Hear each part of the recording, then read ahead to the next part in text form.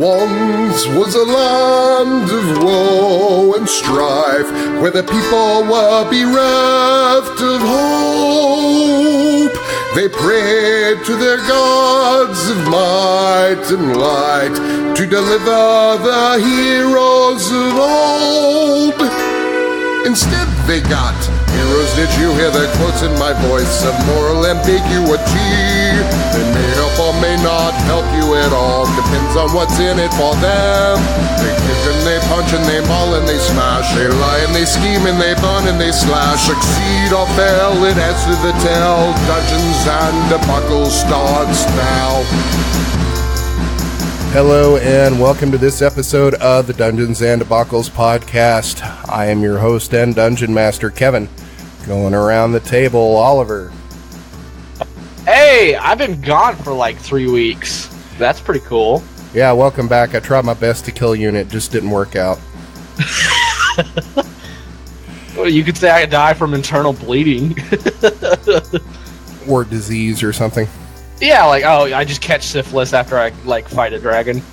Yeah, that strikes out dragon herpes. John. Play Alunodas, Elven monk. He punched a dragon almost to death. And Shane. That is I am playing Alexander, the human bard wizard. And Blake. I'm Blake, and I'll be playing Juliet, the eldritch knight / wizard Dragonborn. And Hannah. I'm Hannah, and I'll be playing Talia, the human rogue. And I just wanted to thank everybody for sticking around with us for a year. By the time this podcast comes out, this will be our 52nd, and when you do the math, that's a year. So thanks for sticking around with us for this long, and I guess this next episode after this will start season 2. Woo! I think they should leave. Leave now! Alright, that's getting No. cut. So, the last time on Dungeons and Debacles podcast, Adel discovered a lovely hole in the sand that he fell into. Sorry you weren't around for that, Oliver. When you got down there, you started to find gold and silver and gems and gather them up. You also found a mysterious corpse that was super spooky. That had somehow, it had been down there so long that it had fossilized into a wall. You found some items on that corpse that you don't know what they are, and they had some strange writing on them that was super spooky. And you were not, it was spooky because you were not able to decipher the language. Oh. Let's put it on. Around that time, the back wall started to shift, and you noticed two blue nostrils sticking out of the wall, and then there was this rush of air as this young blue dragon erupted from the wall and tried to reason with you, and it was trying to convince you that fighting it was a bad idea and you should just let it eat you. What an asshole. Yeah, everyone in the party decided that wasn't such a great idea, and you proceeded to fight this dragon. It was a young blue dragon. I did it single-handedly, right? No, you were actually afeared most of the time. And towards the beginning of the battle, you were going to run away. But you were able to defeat that dragon. And in the aftermath of that now, I guess everybody is down in this hole. And you had just taken some components from this dragon. You had skinned it to take its scales, removed its eyes, its teeth, its heart, everything, and including some meat. Dragon meat. Yeah. It's for kings, dude. Yeah, it's not a meal for peasants. Nah. We're gonna be eating like kings. So that is where you find yourselves now. You're down in this hole in the aftermath of this battle. So you guys are down in this hole. You've just basically field dressed this dragon. So what are you doing now? I'm gonna make a cape out of its skin. Okay. You are. No, we gonna already do that took now? off its You and what, I Smith? don't know the cape out of his skin would be. I'm proficient in artisan tools, so I think I could get away with making a cape, right? You could, but probably, I mean, do you want to spend time doing this now while you're down in this hole? Yeah, I think I could get better light upstairs. Also, it would take a little while to cure the leather. Nah, just a couple days. But yeah, is there any kind of like thing to like grab onto, like roots, maybe, possibly? There's actually a rope that extends down into the hole that everybody climbed down with. All right, I guess I'll climb up that rope. I assume that would be an athletics check, possibly.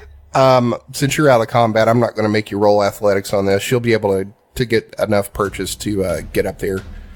No. Yeah, let's get out of the hole, do a nice long rest, and continue on our way to Mount Smolder. Alright, so we'll say everybody gets out of the hole, and you're up top now. The battle itself probably only took about, like 10-15 minutes to get through, so it's still about midday at this point. It's a very long battle, let's be honest. I made it out of that hole. I'm gonna cast Lay on Hands on myself. Okay. Pretty sure you already used that up on Juliet. Of course I did. Not just on me, but most of me. Why would I use it on you? Because I'm the only one who helped you. Just Oh, kidding. The rest of the party is the one who helped you. Yeah, my mistake. I was playing your character, and, that's what healers do. Help the party? What the fuck? So I'm going to say that we should probably continue on and find a place to camp that's not next to a hole that's probably going to collapse. That's a fantastic idea. Alright, so you could probably travel about a quarter mile or so away, and, it's far enough away from the entrance of this place that it wouldn't collapse.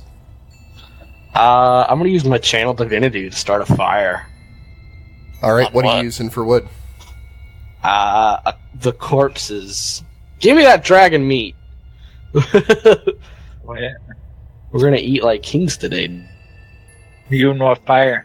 We don't have anything to burn, or at least we haven't I've got presented anything. fire. You can use my sword, dog. No. Having fire is different from having a source of fuel for the fire. Give me all your torches. We'll use those. Okay, That's let's a really move good on. idea. Fine. I want dragon meat, dog. So if you want to start a fire, we'll say that you're able to find enough scrub growing out around here to start a small one. Give me some dragon meat. So you cooking some of the dragon meat? Yeah. Okay. After it's finished cooking, you taste it, and it's very tough and gristly. Mmm. Like gum meat. Yeah, gum meat. I was wrong. It's not better than rat. Why have you been eating rat, you weirdo? She was an orphan, dude. Yeah, and Don't bash it until you've tried it. my character's Yeah, class. that's racist. Against dwarfs. What? Alright, I guess I'll just roll up my bedroll and go to sleep. Same. Sleep sounds good. Alunodas will take first watch. All right, so is everybody taking a long rest at this point? Yeah. Yep. Alunodas is taking first watch, and give me a perception check. 18. Probably about after an hour after everybody's lays down, over towards the northeast, you are going to see what appears to be some figures in the far distance cresting a hill, but they're kind of hard to make out to know if it's people or animals because of the heat mirage. And it currently appears that if you had to guess, they're probably maybe 2 or 3 miles away. Okay, they Alunodas will keep his eyes on them. Only if they head in our direction will he do anything in particular about it. Yeah, they don't appear to be moving towards you. They appear to be moving east. So Alunodas prudently does nothing. And the rest of your watch is uneventful. I'm good at this job. As is anyone else who would be taking a watch during this time. Your watch would be uneventful too. You would think probably because there's a blue dragon in this area, and anything worth eating has probably already been ate around its lair. There was a blue dragon. Yeah, but it'll probably take a while for the wildlife to recover. No, I was just bragging. That's all. So, after your long rest, it's probably going to be about 8 o'clock at night. Do you want to continue hanging out here, or do you want to try to travel at night? Let's just keep on trudging. What's the level of moonlight? Is it just like reasonably visible? It's about a half moon at this point, but considering the land is sand and flat, it's very reflective. So even though it's a half moon, basically the landscape is lit up pretty well. Okay, yeah, let's just keep on going. Dragon schmagin. You keep on traveling into the next day. You're still traveling towards Ashfell, which is the capital of Ashland. That's near Mount Smolder. As the sun comes up, you can see that you're still at least 50 miles away by your estimation, but now you can see the snow-covered peak in the distance on top of the volcano. And as you get closer to the land, it's becoming more hard pack instead of sand. You also begin to see more vegetation and some stunted grasses and even birds in the distance. So you're going to travel probably 2 more days, and you're getting closer and closer, and the volcano is getting bigger and bigger in the distance. Anybody can give me a history check. I'm a very knowledgeable guy, you know. I love that the bookworm and the orphan both know the same amount of stuff on this one. I heard things, you know. Yeah, we were reading bedtime stories that Mount Doom over there was part of it. Exactly. Yeah, and that makes sense. You've had a lot of time in the desert too, and you know Juliet could have been telling Talia what she knows about where they're going, and reading from some of the books about the saviors. As Talia is like looking through the books and trying to read and sound it out, Juliet and Talia would know from the readings that this land was once devastated about 500 years ago in a great cataclysm after Mount Smolder erupted. Thousands were killed by the shock of the explosion, and thousands more by the hot ash that fell like snow for weeks.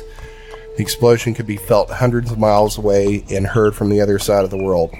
But in its wake, a great agricultural empire was founded, brought on by the rich minerals that were laid down by the ash, as well as obsidian, which is a major export that the country is known for. So as you travel further, you're beginning to see farm settlements, and after a while, a dirt road. The land is becoming greener, and you can see trees and crops. You pass farms and see people working in the fields. They pay little attention to you, with an occasional farm boy looking up to give you a glance before going back to milking a cow or plowing a field. And after a while, you're getting closer to Ashfell, and you start to smell water about a mile out from your destination. And you're beginning to reach the outskirts of a city that is directly on the south side of Ashfell, on the other side of the Black River. Juliet and Talia would know that this is a fairly wide river that cuts through this continent. That's called the Black River because of its color. There's many tributaries and streams that flow out of Ashland and carry dark soil and ash that turn the river into a charcoal cover in this part of the largest part of the river here near South Bend. As you near the city, the sun is beginning to set, and you see some large poles in the distance that appear to have something hanging from them. You also see blackbirds swarming them. Everybody give me a perception check. Okay. This is always a good sign. Blackbirds are always a good sign. 18. Passive of 13. Okay, at this distance, Alunodas, you would be able to see that it appears to be these poles that are probably about 15 feet off the ground. And from these poles are suspended these narrow cylindrical cages. And it appears to be people inside. Look, gibbets. They probably don't have anything worth stealing. I mean, they've got crops. Those are pretty valuable. You probably wouldn't think that these were farmers in these. You didn't grow enough corn to the gibbet with ya. Exactly. So, are you continuing down this road? Sure. I think so. Maybe we should be a little more careful. Why? Because we don't put know on what's in there. armor, get your weapons out. No, already I don't have mean mine on. get ready to fight.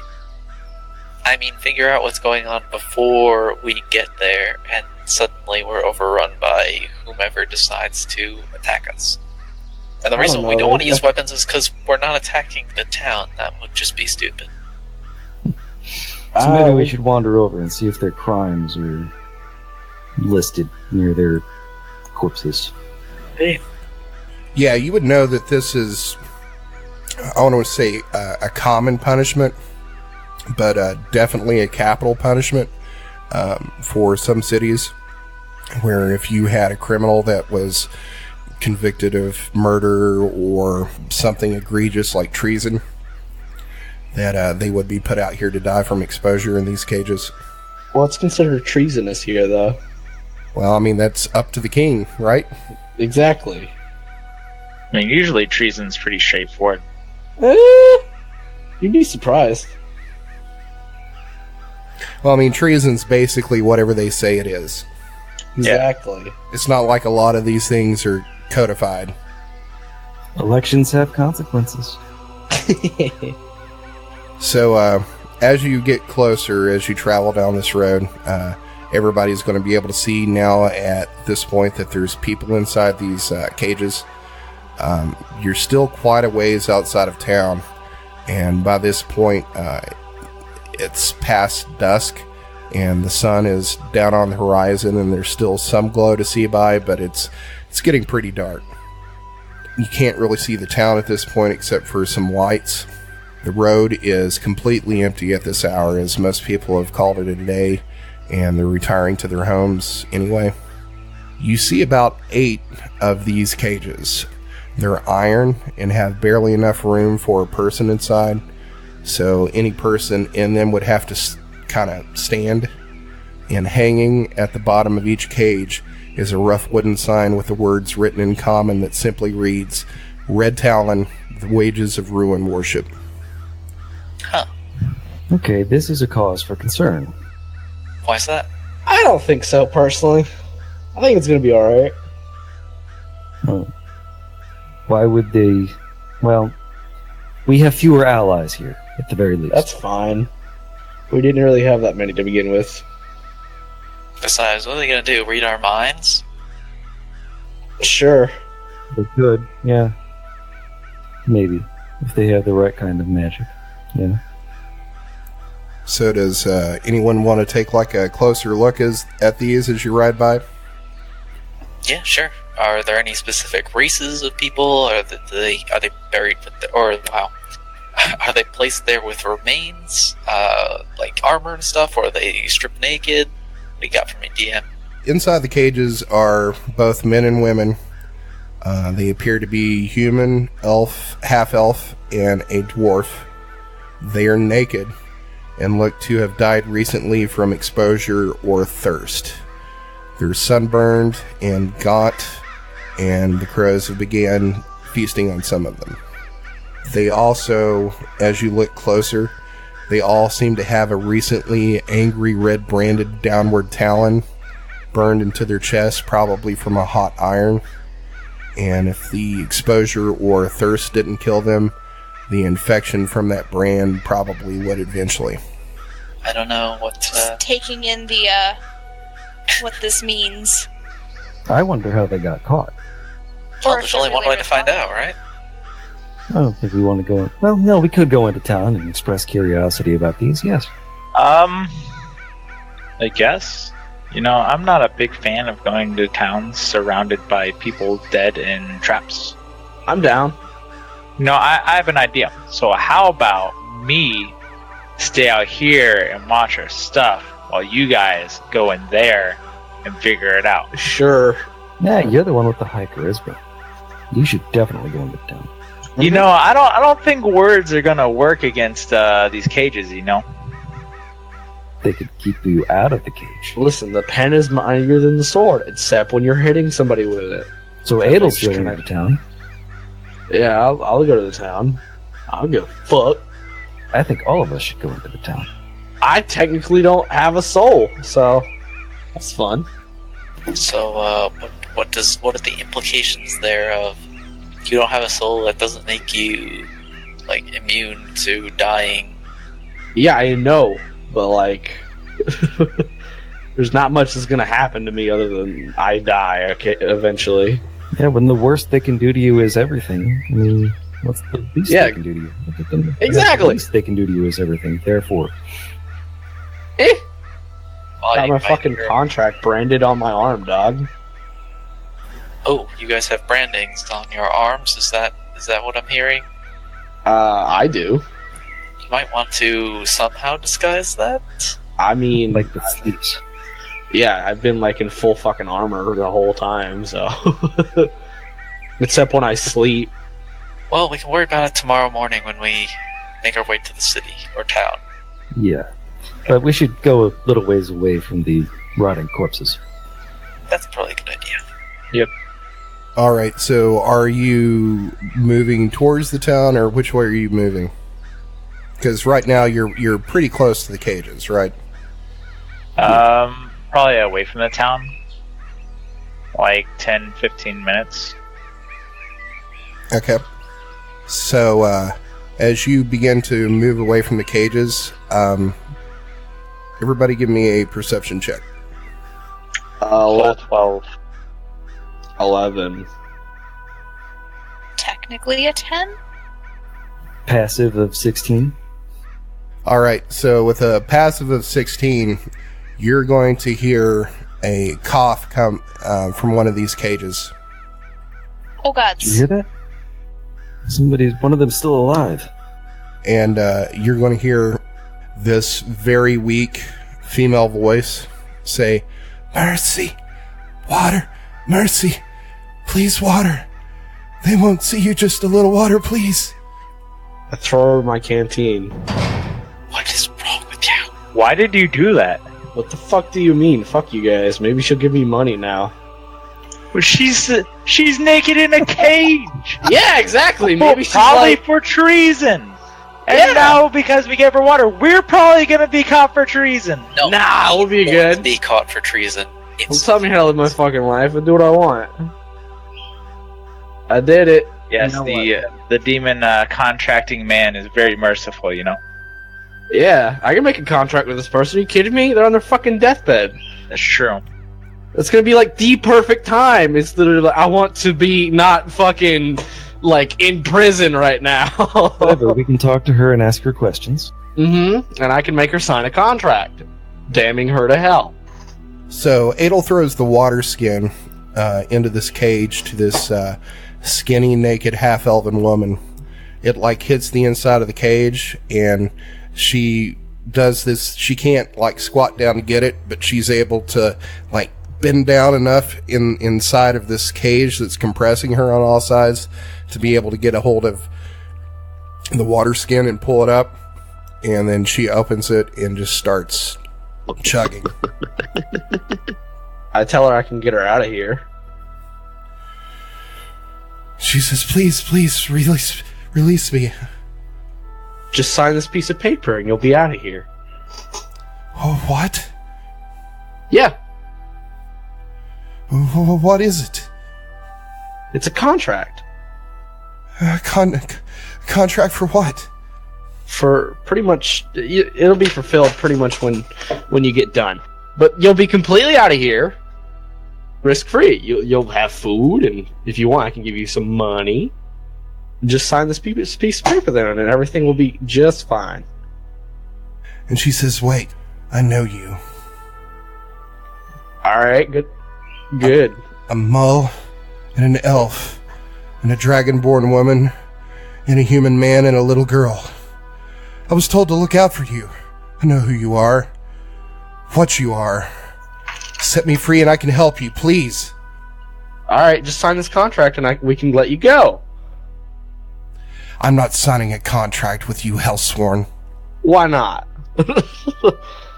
Because my soul belongs to Ruinaxis. Well, it's gonna be ruined if you don't. Well, that's good enough for me. We should open up the cage and let her out. Nah. Agreed. Let this bitch die. 2 votes. Let her die. I'll let her go. You bitch. I have to pick a lock. It's not just going to swing open for us, right? You could pick it or bash it. I'll bash it. Okay. Athletics, right? No, that would be an attack roll if you're using your Bonebreaker adamantine sword. I'm gonna use my Bonebreaker sword that deals double damage to constructions. That's unnatural 20. Yeah, so you just break this lock in half on the outside of this cage with your sword, and also break 2 of the metal straps that are part of the cage. Alright, fine. It comes open and she pushes her way through, and she falls to the ground and lies there for a moment before trying to stand. And she sits up and tries to cover her naked body as best she can with her hands, looking somewhat embarrassed. Alunodas gives her the dragon hide. Don't worry, Adel. Only temporary. So you're going to give her this slimy, bloody hide to wrap herself up in? Been a day. It's dried off. Okay. Why don't we just throw her in a bag? So you go to hand her this, and she looks at you and says, do you have something else I can cover myself with? No. A blanket? Maybe anything that's not so... I'll go ahead and pull a blanket out of my saddlebag and hand it to her. She says, thank you, and she wraps herself up. And she takes the water skin and keeps drinking. Let's maybe get her on the cart and get her away from here. Try to cover our tracks a bit. Then we can all eat, drink, and rest. She says, yes, that's a good idea. We need to get off the road. I could take you to our outpost and introduce you to the Prophet. He'll be most interested in meeting you. I'm sure he'll help you however he can. My name is Rylana, and I'm in your debt.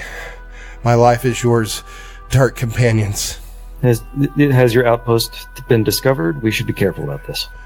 Not that I know of. I've only been out of here about 3 days. I don't know what they know at this point. I know none of us broke when they were interrogating us. All right, maybe we in the cart can start heading in that direction, and the others can scout ahead just to be safe. She says it's a couple of miles from here. It's towards the southeast. It's grassland and it's mostly flat. We may be able to see it in the moonlight as we get closer. That way we can see if anything's on fire or if the camp's surrounded. But as I said, I don't think they've been discovered. So let's hit the road. Yes, companions? If we must. She is going to lead you to the southeast, about 4 miles from South Bend. It's grassland here, and it's mostly flat with some rolling hills. And you can hear insects now, crickets, and even some frogs, which is almost deafening after spending so much time in the silence of the desert. And after about an hour and a half, you come to a small settlement of about a half dozen crude wood structures and huts up against a small hill, and you can see cook fires burning in the distance and shadows moving around them, probably tending to the evening meal. Raylana is going to motion to you to stop for a moment. She looks around and she says, I don't see anything, do you? Everything appears to be normal. It does. Let's maybe... Is the landscape like perfectly flat? Is it rolling terrain? What are we talking about? It's probably, by rolling, maybe like elevations of only like 2 or 3 feet or so, and then there's a couple of hills. But currently, right now, there's not really obstructions between you and the camp, but you see the camp is up against this hill, so you can't see behind the hill. The hill itself is probably about maybe 20 or 25 feet tall. Okay. Talia, would you like to go take a look around, see if they look like our sort of people, or people who want to keep a mother locked away for a bit? Sure. I will pull up my hood and kind of sneak into some shadows. Okay, give me a stealth check. Alright, 16. So, how far away are you going outside the camp? Probably going to stay outside of any light. So, like, a couple feet beyond where the light from the villages and any torches or fires or anything like that is visible. Okay, so we'll say you get about 100 feet outside of this camp. Are you, like, going up to one spot and looking around, or are you, like, making your way around the camp? I'm going to try to circle the camp, but give it a wide berth. Okay, so as you circle the camp, you're going to come across 3 sentries that are out here. So none of the 3 sentries are going to spot you, but give me a perception check. Okay, so you're going to be able to get like close enough to one of them to get a good look. It's dark out here, but it's still a half moon, so you are getting some light. And from the looks at this person, they're dressed in like hide and carrying a spear, and you don't think this is probably someone who would be some sort of a investigator or town guard coming out here to attack these people. You think that if that was the case, they'd be much more heavily armed and in greater numbers. Okay. I'm going to try to make my way back to the group to relay this information. Okay, give me another stealth check. So as you're walking back through there, you're going to step on a pretty thick twig, and it's going to snap, and you're going to freeze and crouch low and look back towards the sentry closest to you, and you are going to see them move and turn towards your direction, stare towards your direction for a long moment. I'm going to stay perfectly still. Okay, so you are going to stand there for probably 5 minutes or so. Person's not making any move towards you, but is still looking in your direction as far as you can tell. How close am I to them? At this point, you're probably maybe 150 feet away from this closest sentry. Okay. I am going to cast Fog Cloud, but I'm going to cast it 120 feet in the opposite direction of where I'm trying to go. So, like, if you look at me and the sentry in a line, it's going to be, like, behind me and towards the back, so that they would turn. It would make like a triangle. Does that make sense? I'm not making sense. draw it out in relation on the board, because I'm not quite understanding you. So the fog would be between you and the sentry? No, okay, so here's the sentry. I've made a little squiggle. And we're gonna pretend like this is 150 feet. This is me. And I'm gonna do it, like, back here. The range on it is 120 feet, so I'll do it at max range. Okay. And I'm going to see if they see that and investigate. Okay. This sentry, you're going to see this figure turn towards this fog cloud, and he is going to run towards another one of the sentries. So he looks away from me? Yeah. Alright, I am going to try to sneak away and get away from these and try to find some cover somewhere.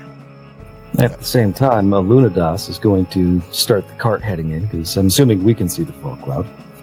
Everybody give me a perception check. Yep. Do I need to? No, you know you did it. 11. Passive of 13. Passive of 16. 11. You've got a passive of 16, Alunodas? Yep. He's Yeah. got a high wisdom and it's one of his chosen skills. Okay, so Alunodas sees this cloud come up. And Talia let off her fog cloud. Looks like there's a bit of trouble. Come on, Buttercup. I didn't like that. Talia, give me a perception check. I have a passive of 10. Okay, so you're not going to see the rest of the gang moving towards the camp. But you can go ahead and give me a stealth check. Alright, so you're going to start moving back towards where the gang was, or were you moving somewhere else? I'm going to move in that direction, but also look for cover somewhere. Okay, you're able to, see a couple of bushes and rocks you could probably take cover behind. I will go there. Okay, well, you make it there and you don't think anybody's seen you. Cool. So we'll cut to the rest of the group. You're moving into camp, and you can see these figures. There appears to be 3 of them moving towards what appears to be the entrance to this camp. It looks like they're just standing there at the entrance waiting for you. I say we approach. Yeah. Juliet, Adel, Alex, Yeah, alright. we roll along up.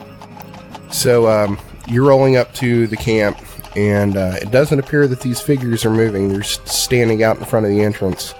And at this point, you're getting a better look inside the camp. There's probably maybe a dozen cook fires inside of it.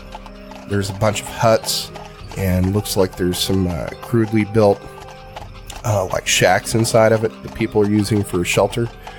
And at this point, you can see like women and children running to these shacks and tents for cover.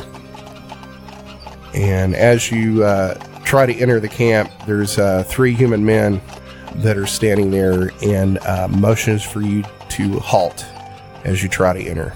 They have spears drawn and a not so welcoming disposition. One of the men is a tall, sturdy-looking human dressed in hides and says, "Halt and speak your business, strangers." Nanya? We're That's... servants of ruin. Shut up. No, we're not. You saying that in character? Yes. Yes. And the man looks strangely at you and says, "I don't know what you're talking about. Why bring ruin on our doorstep, stranger?" Because we were led here by one of your companions. And at that point, Rihanna, who's kind of like dozed off, wakes up and sees the situation. And she stands up, and she's very unsteady in the cart. And she says, "I would think I would need no introduction, my love." And then the man drops his spear and rushes to the woman, and they embrace and kiss each other firmly. And You're all just standing there watching this, and Get a tent! yeah, it's getting a little awkward. Are they Especially doing that since like... she's naked. Oh, she's got the blanket still wrapped around her. I don't know, man. And after a long moment, he releases her and says, I don't know who you are, travelers, but you've returned my heart to me. I'm Turin, and I owe you whatever you wish. You're welcome here and have my spear. And then Rilan is going to say, my love, these are the Dark Companions, the one the Prophet told us to expect and receive.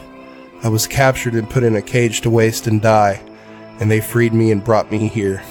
Turin says, they will be much honored, and must meet the Prophet. Come and sit by our fire. You are welcome here. I will tell the Prophet of your arrival. And then he's going to lead you into this camp, where now many people have started, they've poked their heads outside and seen that, there's not going to be a fight, and see you wandering in. They've started to gather around this large central fire in this encampment. You look around and you can see that they're poorly dressed, and most look underfed and dirty. They're dressed in animal skins and appear to be living off the land out here. Rilanna has moved into the camp and is talking with a crowd of about 50 people who have gathered and who are embracing her. Let's go ahead and share our dragon with these fine folk. What do you say? Yeah.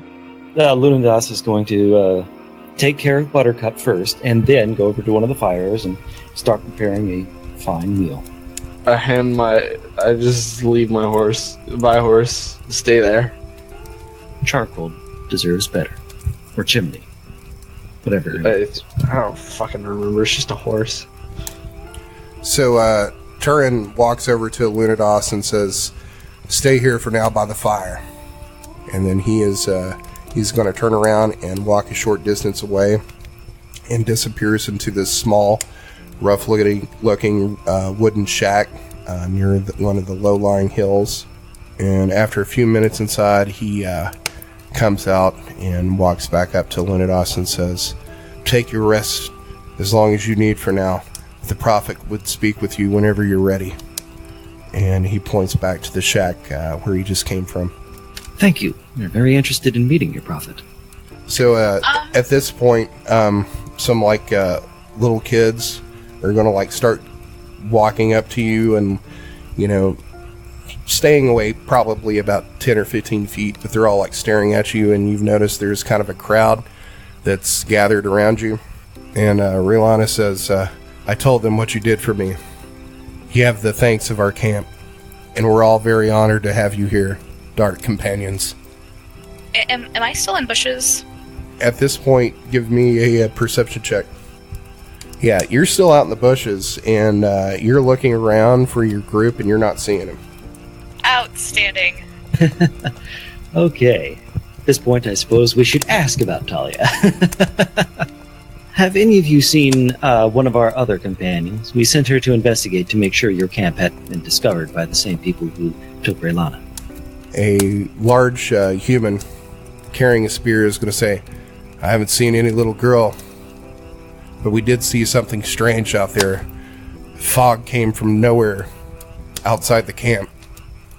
Ah, that would be Talia. She has a bit of skill with magic, thanks to a protector over there, Juliet. How So am I I gonna suppose find we her? should go make sure she knows we're here. I suppose so. Would you like to go get her, Juliet, or I could? You know what? I'll go get her. You stay here. Do whatever it is you do. Cooking up a fine dragon meat stew. Ugh. I feel like if we slow roast it, it'll become a lot more tender. Yeah, you got to braise that shit for hours. Yeah, exactly. You gotta treat that shit like a roast. Yeah, so Juliet's gonna go outside and bring Abbott with her as well. Make it much easier to find our dear lost Talia. All right, so your training's been going okay, I guess, with the puppy, and over the past 2 weeks or so, since it's being really well fed by you guys, it's getting larger. Juliet, you want to give me animal handling to see if Abbott can lead you towards Talia? Ready for this natural one. Oh, 18. Wow. All right, so you're coaxing Abbott along. You're like, Abbott, go find Talia. Go find Talia. And it looks at you for a moment and like starts getting really excited and does that things where dogs like jump up and down on like their front paws and gets really excited. And then it's going to start running in an area outside of camp. And it'll stop periodically and start smelling around. Talia, give me a perception check. 18. So you're going to hear Abbott much before you see Abbott. And at this point, Abbott's about 50 yards away from you, and he's smelling the wind. And is Abbott a boy or a girl? Abbott is a boy. Okay. So, yeah, he's got his nose up in the air and smelling around and walking towards you because you are upwind of him. I'm going to see him and come out of my hiding place and take my hood down and say, Abbott, what are you doing out here? Abbott's going to bark 3 times and take off running toward you. Juliet, you're going to be able to hear that, and at this point, when Talia raises up above the rocks and takes her hood down, you're going to be able to see her. Juliet's going to give her a wave and... Talia! I look at Juliet and kneel down so that Abbott can run to me, but not like knock me over. And, ruffle his fur and tell him he's a good boy, and I'm going to walk towards Juliet. Hey, glad to see you made it okay. Turns out everything is fine here. These are people who are associated with us. I kind of figured Abbott couldn't get out on his own. Well, it's not like he's going to save anyone from a well, but... Hey, listen! Editor's note. To find out why this reference is funny, please listen to the outtakes at the end of the episode. I guess the rest of the group's hanging out here by this fire as Alunodas is working on his dragon meat stew. And roasted vegetables. So as Talia and Juliet walk back into the camp, you're going to see some people in the camp turn to look at you and nod in approval, and some of them cover their hearts and smile. Are they more enchanted by Talia or by Abbott? Probably Abbott. Hold on, let me roll perception. Or nature, whatever. Yeah, you're going to notice that you don't see any dogs in the camp.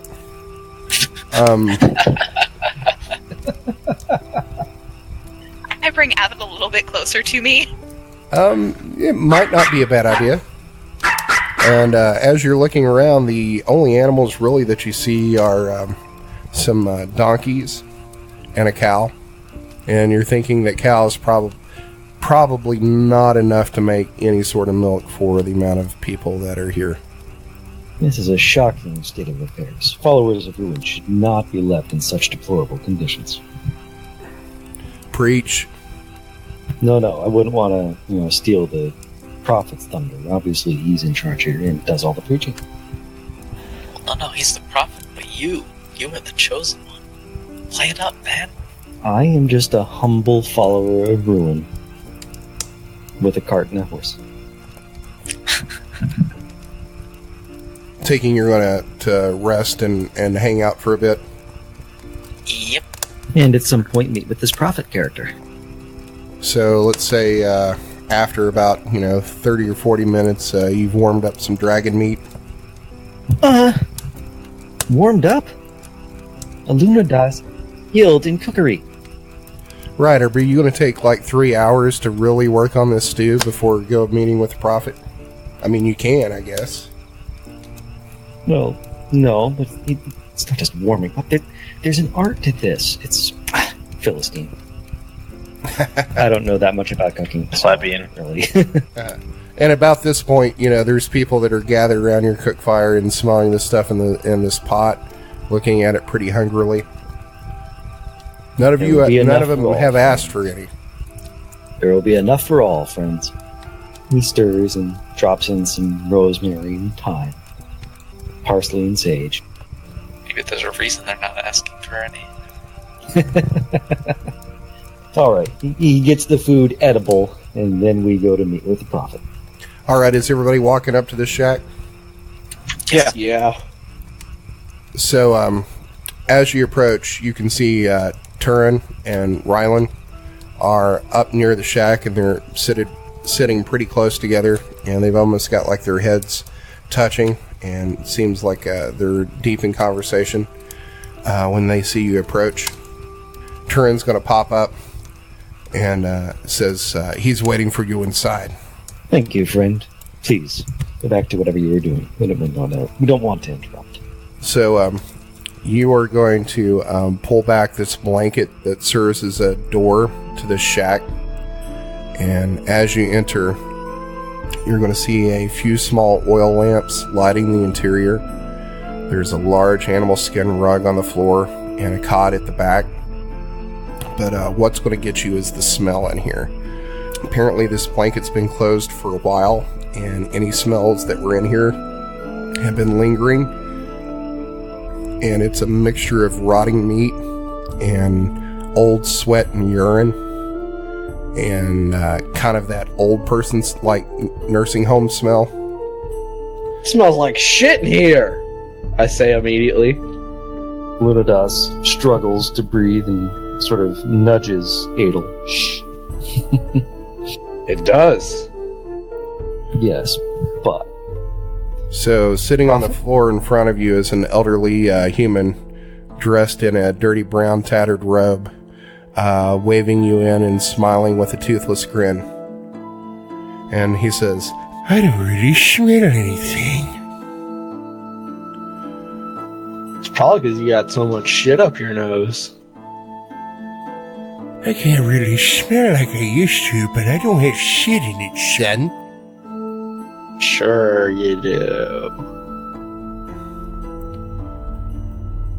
In any event. And in front of him, there's a 2-foot circle scraped into the dirt floor, and you see animal bones scattered within this circle. And he's going to say, So, the Dark Companions are finally here. In a day late by my estimation, but I saw that youngling Blue Dragon Yarikas held you up a bit.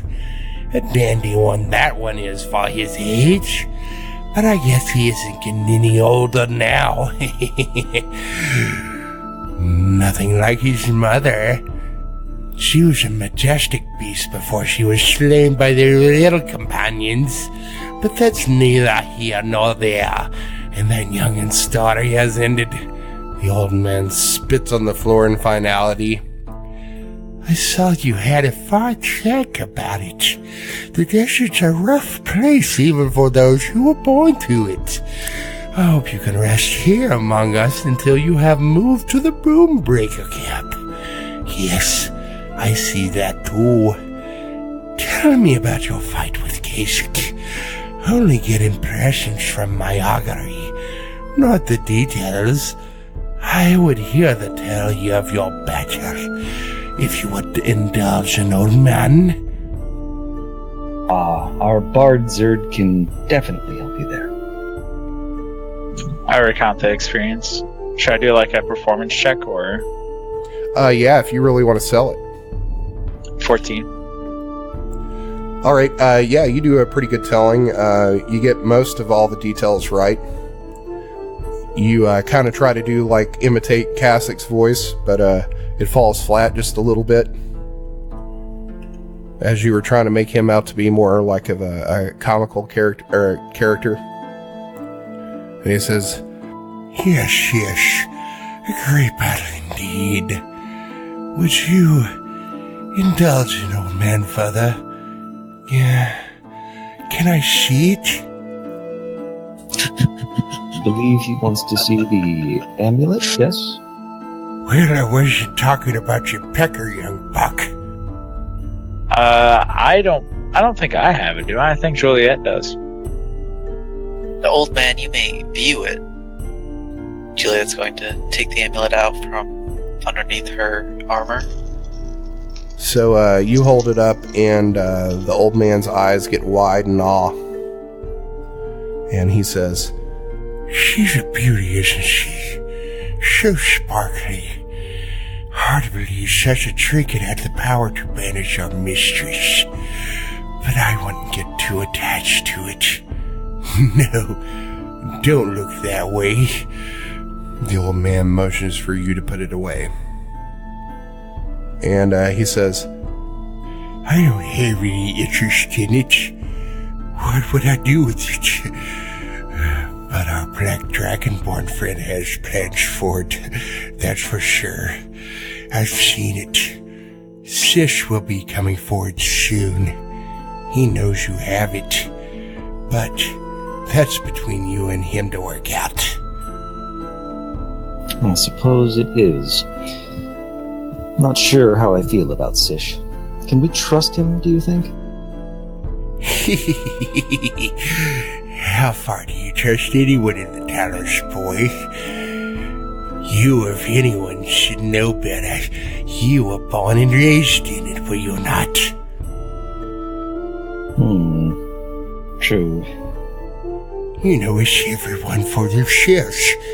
You know, except for the glory of our mistress. Some more than others. Yes, but I've seen you. I know you're a hot muck. I strive for her every day. And Alunodas gives a little bow. so there's a pause for a moment, and the prophet's going to say again, So, if I'm not mistaken, you don't have any idea what's going on around here, do you? You're just here for the Bonebreaker artifact, am I right? Yes, Prophet. Do you have any idea what's going on across the river in Ashfell? Only what little we could glean from, Relani? Raylana? Yes, Relana. So he says, And do you have any idea why she was there?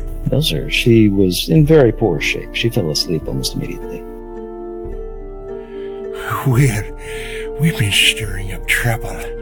Because, well, that's what we do. A little intrigue here, a little discord there. Our latest endeavor has been creating trouble between Ashfell and the Half Orc tribes. That was Nifron's idea. He was here about 2 months ago. He tells me he's familiar with you. Yes, we worked with him. Yes, of course. That must be where he knows you from. Oh, tell me, what do you know of him? Very little. He has an interesting knife, and he's quite a talented thief and fighter. He's a lot more than that, my boy. How so? I don't think that's for me to tell. Maybe if you cross his path again someday, you can ask him. Interesting. Yeah, I would say he's very interesting. I can tell you this, that man has a talent for chaos. After all, it was his plan to stir up trouble between Ashfell and the Half Orcs. Well, Ashfell figured it out. The Red Talons, and more specifically, the people you saw in those cages, were attacking the city and the Half Orcs and laying blame on each other's doorsteps. A little livestock slaughter here, a random murder there, and there you have it. The city and the Half Orc tribes are at war. Ashfell thinks they can lay the blame at our feet. And yes, rightfully so. But the Half Orcs still believe Ashfell is attacking them, and we're trying to exploit that. Because, well, that's what Ruinaxis wants. Create imbalance and sow chaos. We've been laying the groundwork for you to step in and take the artifact from those Half Orc savages up in the hills. Ruinaxis has given me the gift of sight. Past, present, and a little of the future. But the future is always unclear. There's too many variables, you'll see, of what can happen with free will and all of that. I can see where your future lies. Well, at least some of it. Would you like to hear what I've seen? I believe so, yes. So the old man's going to pick up some animal bones within the circle, and he holds them in his hand and clutches them to his chest and closes his eyes. And after a moment, he opens his eyes and throws the bones into the circle and studies them for a long moment. And there's a silence before his eyes roll back into his head, and all you can see are the whites of his eyes, and he speaks. A companion is in your path. The silver dragonborn paladin named Kel. He is here, now, in Ashfell.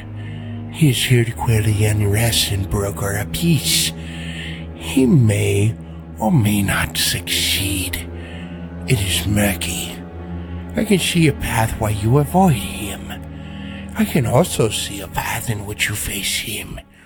Facing him will lead to disaster for our mistress's machinations. If you can learn a secret from the Savior's tribe, you may learn how to enter the Bonebreaker's tomb. I see fire there, and pain, but nothing else. I cannot see what the secret is. Your success or failure is cloudy. I cannot pierce that veil with my sight. And then the old man is going to shiver as his eyes return to normal, and he gasps. He gathers the bones from the circle and places them in a rough burlap sack. He looks at you, scanning each of your faces, and says, I have spoken what I can. That is all I can see. I only hope it may be some help to you, or the mistress can take my eyes. I must rest now. The vision has made me weak. Thank you, Prophet. Guess we'll gather up our things and leave him to his stench. Okay, so he motions you to go on, and he's going to work his way up into this cot and pull a blanket over himself. And says, we may talk further in the morning, the mistress willing. Okay. So, as you, are you leaving the shack he's in? Yes, I guess so. So, you're thankful to get like a breath of fresh air after you leave the shack. Been holding my breath this whole time. So, as you exit, Relana and Turin are still standing there, waiting for you to come out. And Relana is going to speak this time and says, did the Prophet have a viewing? Yes, he mentioned a silver dragonborn. Cull? Is that who caught you? No, I didn't see a silver dragonborn. It was mostly peacekeepers from Ashfell, with some militia from South Bend. They're on a hunt for Red Talons in the area. Hunt for Red October? Standing by. One ping. Alright, so the peacekeepers are on the hunt for Red Talons because of our spreading notoriety?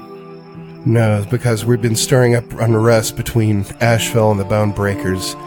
They found out that the Red Talons were behind it. More specifically, me and my crew, which you saw in the cages. Yes. But what of you? What did he see for you? The silver dragonborn. Ah, yes, one of the companions. He wasn't there when we were arrested. Do any of us know anything about Cull? I mean, or the companions, any of them as a group or as individuals? Because I know they're famous, but... give me a history check. Or... Juliet, it's your time to shine. Hold on, 22, there we go. Talia and Alunodas, you would know generally who the companions are. They're a famous group of do-gooders. Travel the lands of Suel, righting wrongs and saving villages and doing all that Boy Scout shit. Juliet would know more specifically the makeup of the group. She would know that there is a silver dragonborn by the name of Cull, who is a paladin. She would know one of the more famous members of the group is a halfling named Orin the Investigator. There's also a very powerful mage. She would also know that there is a priest that works with the group. She's not quite sure the name of the priest or the mage. She also knows that there is a very famous bard named Eric Tellwright. I think that's it. Hold on, let me look up and see who all the members of the companions are, because I've forgotten myself. You've invented too much lore, Kevin. I have. From what I remember from the companion episode that you had, there were only 5 of them, and this looks to be all of them. There's actually a 6th one that you don't know about. That no one really knows about because he's not famous yet. Yes, this is true. Let's see, there's Orin, Joran Thresh, who is the gnome wizard, Eric Tellwright, who is the human bard, the halfling Orin the detective, and Lox, the priestess of Cord. So that's what you would know about them.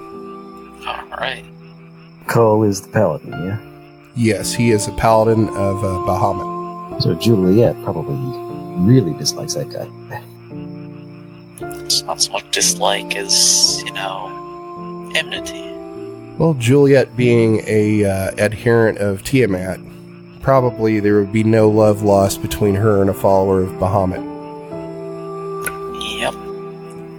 I'm not sure about the religious lore between those two, but I would think they'd be like, I hate you. No, I hate you. Yeah, I'm guessing there's no love lost there. I'm guessing Juliet relays some of this to the group as we, settle down for the night. Oh yes, I'll regale you with the most boring tale possible. Rilana and Turn are going to follow you back to your camping area. Turn's going to say, so, what now? What are you going to do? Well, we need to get Bonebreaker's girdle, so we're going to have to go to the Half Orcs. Thank you for your hard work there, by the way. We'll have to work out our plan once we get closer.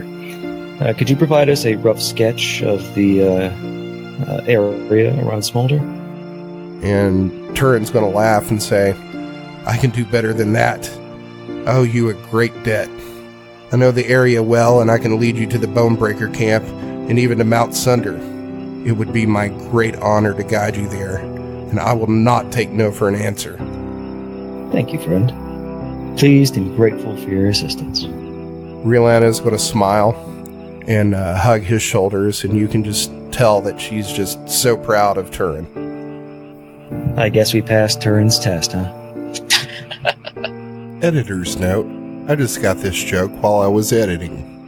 We brought his woman back to him, man. I mean, he'll probably do anything for you. So he says, so will you be staying with us for a couple days to gather your strength? We may. Looks around at the other dark companions. Maybe not. There are some things we need from the town. Although it is close enough to make an outing there and return, isn't it? Yes, it's only a couple of hours walk. Okay, yeah. Then we can stay here, yes. Maybe we can help them shore up their defenses and live less crude a life. Followers of Ruinaxis deserve better. And, says the guy with no carpentry skill or skill at building fortifications or hunting or anything like that. Is there a bar in this town? No. God damn it. I mean, it's huts and shacks. And Turin's going to hear you talking about creating defenses for this place, and he's going to say, well, we're not going to stay here long. We're not exactly nomadic, but, being who we are, we have to... You could burn down all the resources and then run away. What the fuck are you talking about? That's how fucking Napoleon got fucked over. Are you talking about burning down this camp?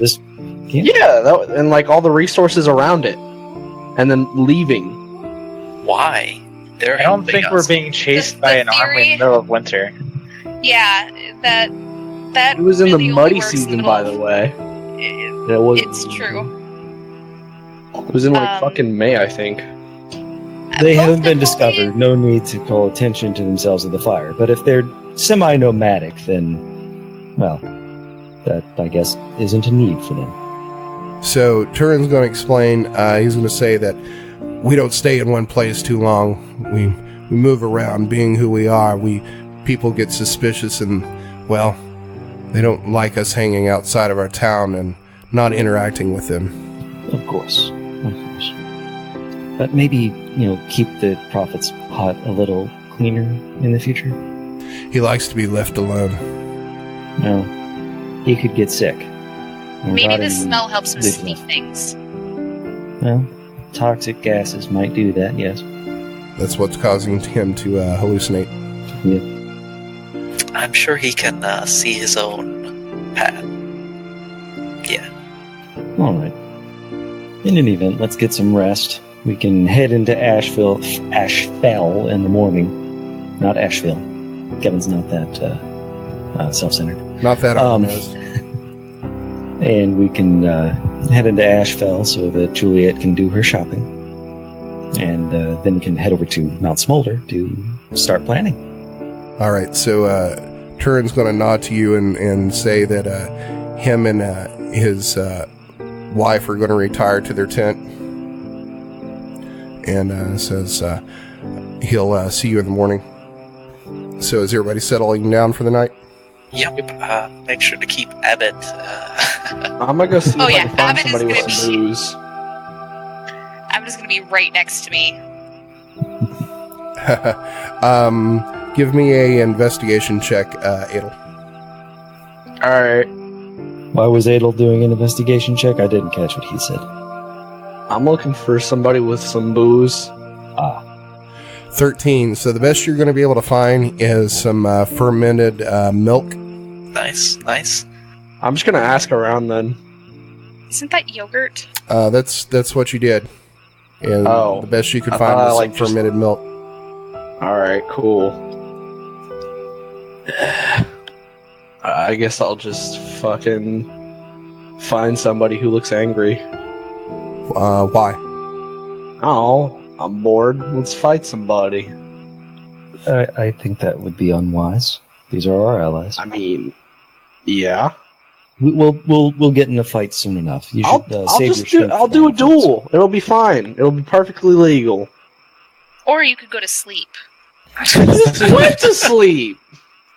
Sleep more? These are our allies. Save your strength for the incredibly strong enemies we'll be facing in a few days' time. Remember? Like I'm last sure they're time we fought pushovers. Half Orcs. It went pretty well. So, Surprisingly, yes. are you looking for a fight? Yeah, let's look for a fight. Okay.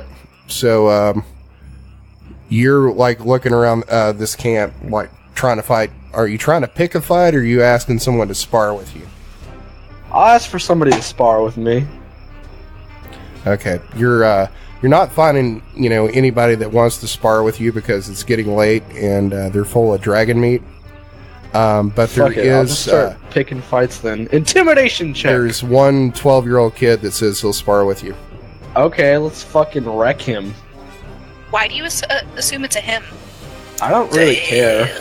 Yeah, it's actually a girl. Who gives a shit? We're all just fucking little dots on a giant rock. Okay, so roll me an attack. Are we not gonna do initiative or anything? You're gonna this You're is the kicking the comp. fuck out of a 12-year-old kid. What do you want? What do you mean? Yeah, it's a 12-year-old kid with 1 hit point. Alright, I'm gonna murder him. Please tell me. Why?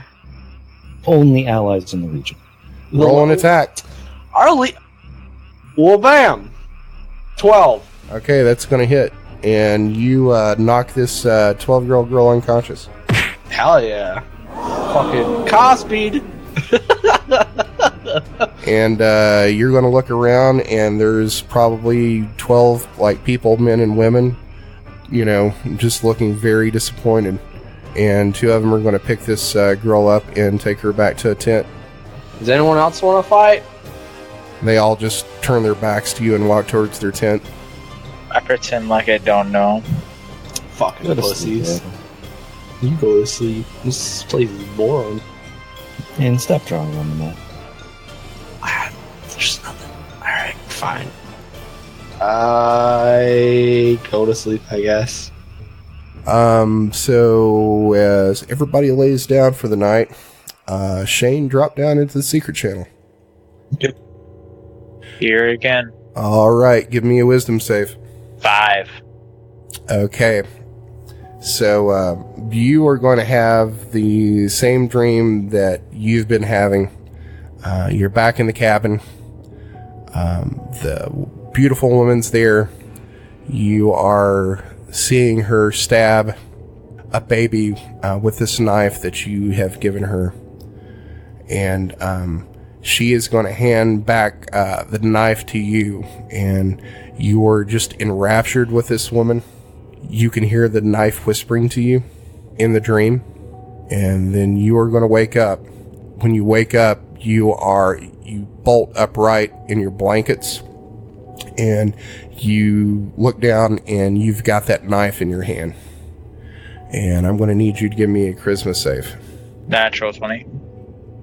All right. So you are hearing that same whisper you heard in the dream in the back of your head, but it fades fairly quickly.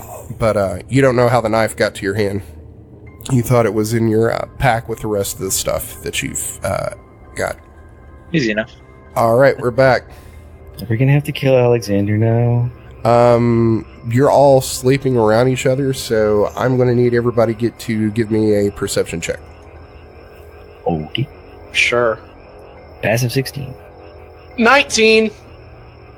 Well done. All right, so Talia and Alunodas are going to hear Alexander like whimper and scream. So Adel also got a 19. right, I said Talia and Adel. Did you? Did I? You said Talia and Alunodas. Oh no, it was. I'm sorry, it was Talia and Adel. You are going to wake up from the sounds of Alexander whimpering from a bad dream, and then a scream, and then you look over and he is sitting bolt upright in his blankets, sweating and panting, with that dagger in his hand. I put on all my armor and then poke him. I'm Got simply your armor going to license. say, are you okay? Alexander's awake. You guys are awake.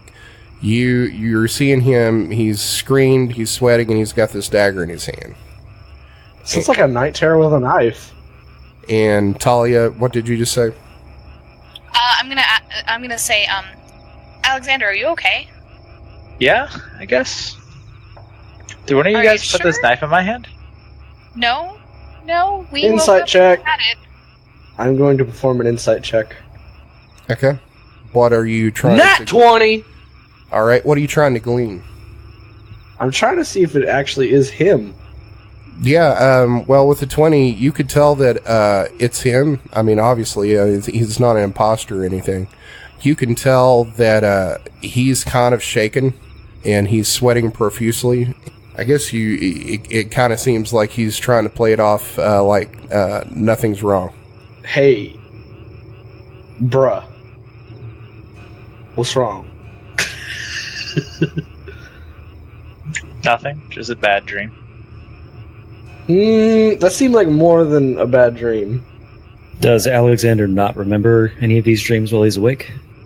Because that would explain whether or not he can even answer.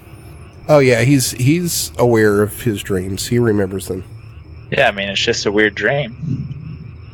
Just because I have a weird knife in my hand doesn't mean that the dream has anything to do with it. Give me that knife. Does Alexander, the character, believe that? Yeah, I mean, he's just having really bad dreams. Although, like, stuff's getting kind of weird and he might be, like, drawing onto something. He hasn't really found anything magically related to it, like whenever he was doing his studies in the library. I don't think he has any... Although it's like a recurring nightmare and stuff, I don't think he has any indication that it's something affecting him in the outward side.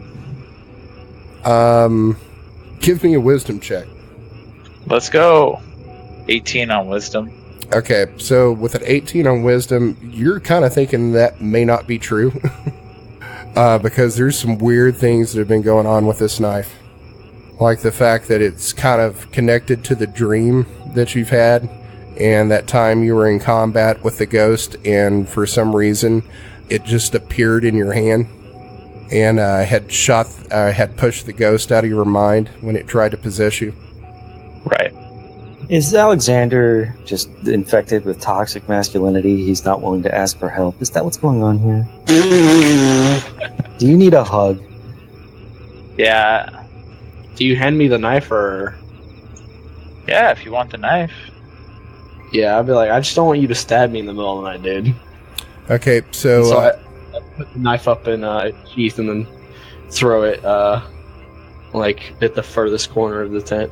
So, Alexander, are you handing the knife to Adel? I'm going to attempt to. Okay, give me a charisma check. 24. Okay, so you hand the knife to Adel, and there's kind of like this reservation about giving him the knife.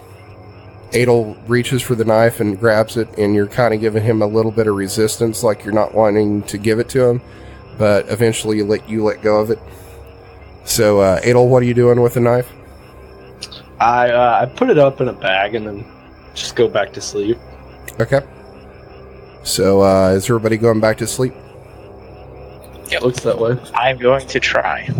So, everybody's going to go back to sleep, and you don't have to set watches because they've got guards on this camp. You all wake up the next morning, and you're going to hear a commotion in the camp, like some voices grumbling and somebody shouting. I guess everybody's going to get out of your blankets and gather your things to see what's going on. Yep. Okay. You're gathering your things, and Alexander, you're going to notice that the knife's back in your sheath. Do do do.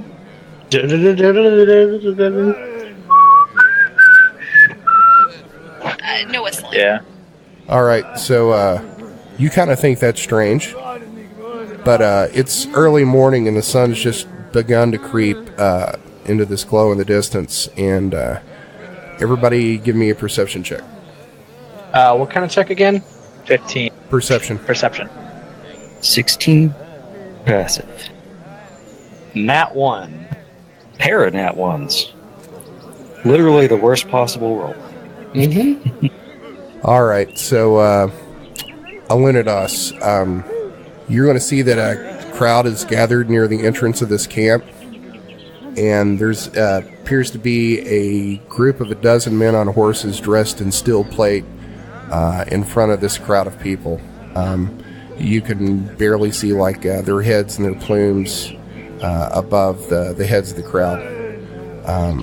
They're flying a black banner with a red volcano in the center, and many of these are carrying lances because you can see them poking up above the crowd. And you're going to see some others that have crossbows that are loaded and drawn, and one huge man with a fiery red beard and a sword at his back appears to be like playing with a whip. Are these humans? Half Orcs? You really can't see. Well, we see the guy with the red beard, right? Yeah, Alunodas would be able to see that, but Juliet wouldn't. So can Alunodas tell if that guy's human or not? I don't know. You're seeing all kinds of races here. You're seeing some Dragonborn, you're seeing some humans, you're seeing some half-elves, you're seeing some dwarves. It's quite a mixed crowd. Perhaps we should go see what's going on? Okay, are you working your way into the crowd? Sure, yes. In front of this group of riders, you're going to see a human with dark skin and a long, dark mustache. He has a tall white plume coming out of the top of his helm, and he's holding a long lance at his side that's pointed up to the sky. He has a white slim banner blowing in the wind tied to the still point of the lance. And the man clears his throat in a pompous tone says, "I am Captain Phineas Roch, Knight Protector of Ashfell. By order of the Queen Hera of Ashfell, all the denizens of this camp are hereby under arrest for the crimes of treason against civilization, murder, espionage, and destruction of property. You will come with us now with what you have on your backs to the capital. You will all receive trials where your guilt or innocence will be determined by the wise judges of the Hall of Justice. Your possessions and livestock all forfeit to the town of South Bend, under which your land is in jurisdiction. Children under the age of 6 will be exempt from trial and will become wards of the queendom should both your parents be convicted of any of these crimes. You will be treated with respect, and you will be unharmed if you comply. If you resist, we are authorized to kill you. If you run, we will kill you. Fall into a single line now without delay. And I think that's probably a good place to end it. We're gonna have to kill people. Lightning bolt! Lightning bolt! It's gonna take a while. People are gonna get hurt. Thanks for listening to another episode of the Dungeons and Debacles podcast. If I could ask a halfling-sized favor, give us a 5-star rating and review on iTunes. It's the best way to support us. New episodes come out every Monday, so make sure to check your podcast app. Do you have an idea to make the podcast better? Tell us about it on Twitter or Facebook. You can also check out our website to see all the maps, lore, and characters at dungeonsanddebacklespodcast.com. And now a word from our fantasy sponsor. Fantasy accountant, you hack and slash, we do the math with fantasy accountant. Adventuring is hard work. As you're entering the lair of a dragon, you can't afford to be spending a second thought about whether your taxes are paid up on your keep or if your monthly payment on your horse has been taken care of. I'm Terrell Silversmith of Silversmith, and Stonegut, certified fantasy accountants, and we can take the grudgery of paying your taxes and bills off your mind. For a modest fee, we can make sure your mundane financial responsibilities are taken care of, so you can concentrate on what really matters: saving villages and slaying monsters. We also take care of wills and estates if one of your party members should happen to fall. We can also handle insurance claims for accidental death and dismemberment. Give yourself peace of mind knowing that trained professionals have your back. Silversmith, and Stonegut can handle all your financial needs. Fantasy accountant, you hack and slash, we do the math with fantasy accountant. Well, it's not like he's going to save anyone from a well, but... For all you younger listeners out there, there was an old joke, what we used to call memes, about a dog named Lassie who was on a 1950s to 1960s television show. And that used to be an old joke where they'd be like, "What? Someone's in a well. Timmy's in a well." And then Lassie would run to the well and show them where Timmy, the little boy, Lassie's owner, was in a well. So that's where that joke come from. Yeah, Timmy was always getting into some shit or other. Yeah. And the best jokes are the ones you have to explain. Exactly. That is very true.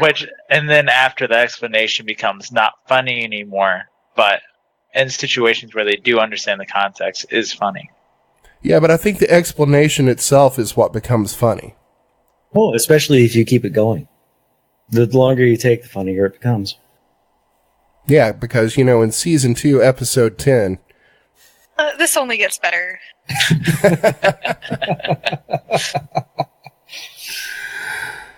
I'll show you. Go to my Patreon page and support blah, blah, blah. I have a Kickstarter about the shit globe. I don't think I want to support that.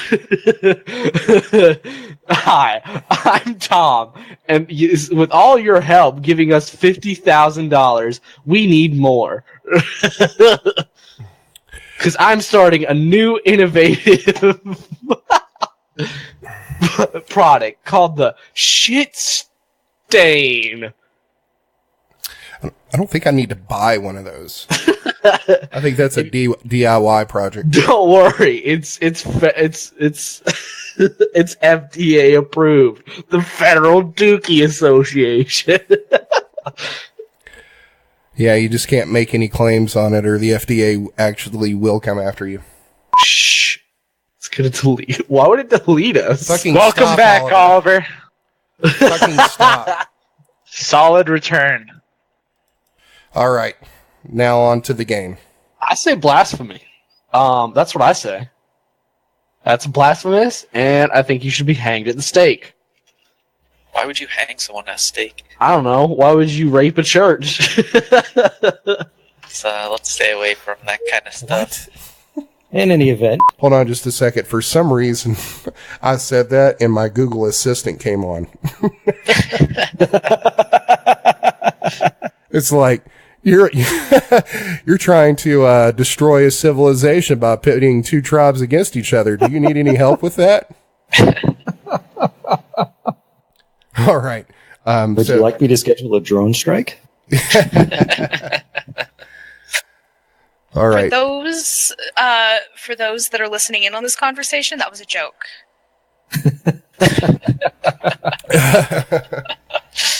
Shows how much you know. And you don't have to fight next week. You can always try to talk your way out. Yes. If you've got a hammer, it doesn't mean everything's a nail. I mean, true, but I wanted to shove a lightning bolt through this guy's chest. I don't like him. I don't like the cut of your jib. He does Look. sound like a pompous asshole. He's just doing his job. Pompously. And Talia could always cast fog or something to blind them so that everyone can run away or something. Yeah, there's probably going to be a large potential for collateral damage. I've got the map set up for this thing, and humans are going to be rough terrain. The music you heard on this episode was Evening of Chaos, Temple of the Mains, Tempting Secrets, Serpentine Trek, The Parting, At Rest, Enchanted Journey, Dark Standoff, Evil March, Giant Worm, and Anguish by Kevin MacLeod and Incompetech.com. Licensed under Creative Commons by Attribution 3.0 license. CreativeCommons.org/licenses/by/3.0.